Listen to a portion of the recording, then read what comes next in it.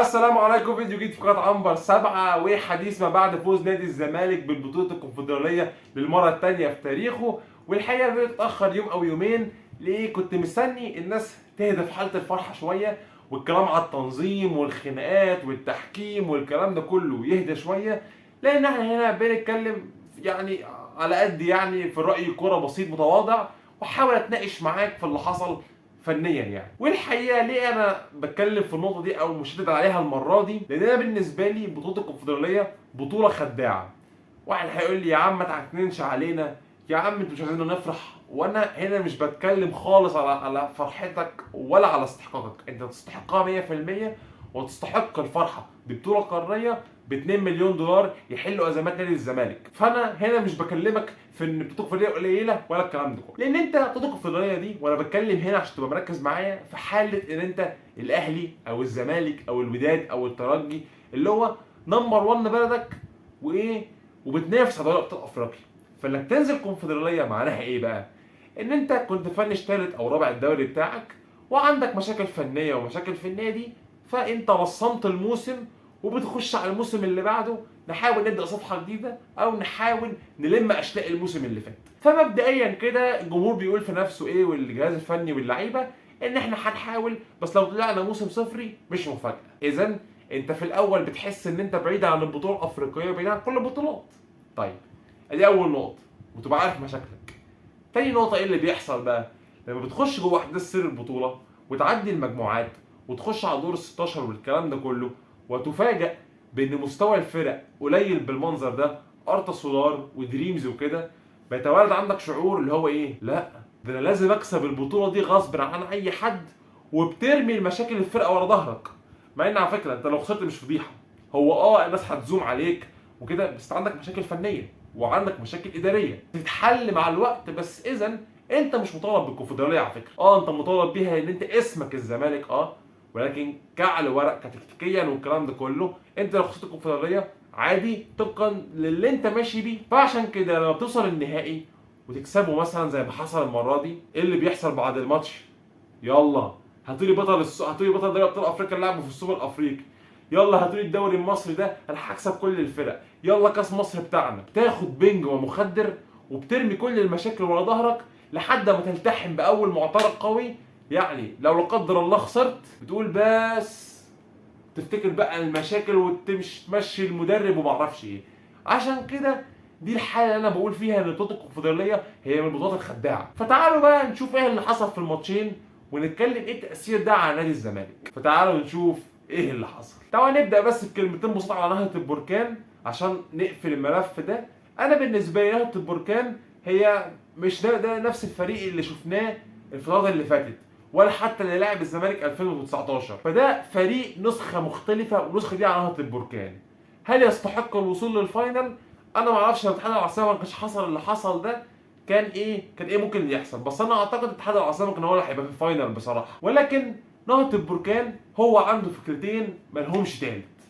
اول حاجه التقفيل الجيد حتى لو على ملعبي، وان انا استغل رقم 7 اللي هو الفحلي ان هو يعمل الشغل بتاعه، وان هو احسن لعيب في الفرقه بصراحه. فده فكره نهضه البركان بسهوله وبساطه، وده اللي انت شفته، انه بيدافع كويس جدا، بيلعب على مرتدات. الفحلي يحاول يجيب ضربه جزاء، يجيب في على 18 خطر، وانتوا عارفين فرق المغرب خطر في الكلام ده، ويحاول يخلق اكبر عدد من الفرص من عند الفحلي ده. وعنده في الشوط الثاني بينزل 2 افارقه وطاره ومعرفش ايه، يحاول يلحق بيهم الماتش ويجدد بيهم وتنشيط الدماء قدام في الخط الهجومي. دي ببساطه اللي انت شفته من نهضه البركان الماتشين.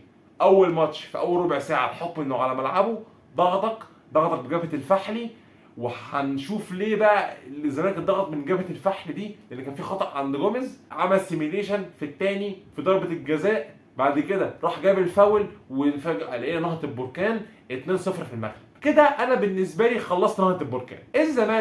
الزمالك عجبني حاجه في جوميز في الذهاب، مع انها على فكره تكتيكيا هي غلط، بس انا عجبني حاجه واحده في جوميز، ان هو كل شوط اول في اي مباراه ايا كان خارج الارض جوه الارض بيلاعب اي فريق، في ضغط عالي اول ربع ساعه تلت ساعه، ضغط مميز جدا وخلق فرص، وان احنا عايزين نخطف بدري.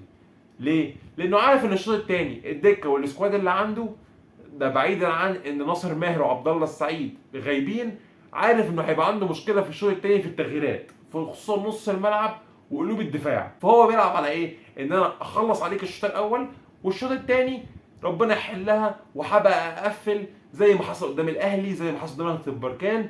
والزمالك بيلعب بنفس الطريقه، ولكن انا عجبني انه خارج الارض نزل بيهاجم برضه. بس كانت فين المشكله بقى؟ المشكله كانت انه اختار سامسون وينج شمال. هو بيحب ان سامسون يضم وفتوح يفتح، وسامسون وجزيري يبقوا اتنين راس حربه، ويشتغل الشغل اللي احنا عارفينه ده. كانت ايه المشكله؟ ان سامسون مش فورمه وما بيرتدش مع فتوح. فتفاجئ ان نقطه قوه نهضه البركان هي نقطه ضعف الزمالك. الفحلي شغال على فتوح وحسام عبد المجيد، الله ينور. سامسون ما بيرجعش ومفيش حد بيساند فتوح خالص. فتوح دفاعيا مش اقوى حاجه وكان مش في الفورمه، وحسام عبد المجيد هو كمان مش في الفورمه. فجابها واحده، لقطه واحده بوظت عليك نص ساعه من المغرب. بعد كده يشاء الصدف والاقدار ان نهضه البركان تكتيكه ان هو يبقى يرجع ويلم نفسه، فالزمالك ما يحسش بالازمه دي تاني ويبتدي يضغط. وده برضو اللي عجبني في جوزيه جوميز. كان ممكن مدرب تاني يقفلها، طبعا نهضه البركان ساعده انه يرجع، لكن كان ممكن مدرب تاني يقفلها ويقول لك 2-0 وفي القاهره اتصرف، خطفتش خلاص. لكن الزمالك لحد الدقيقه 90 في المغرب بيحاول، بيهاجم، ماسك الكوره، ولكننا بنلعب في مصر يعني وبس. سيف الجزيري خطف جمله عرضيه من زيزو حلوه جدا.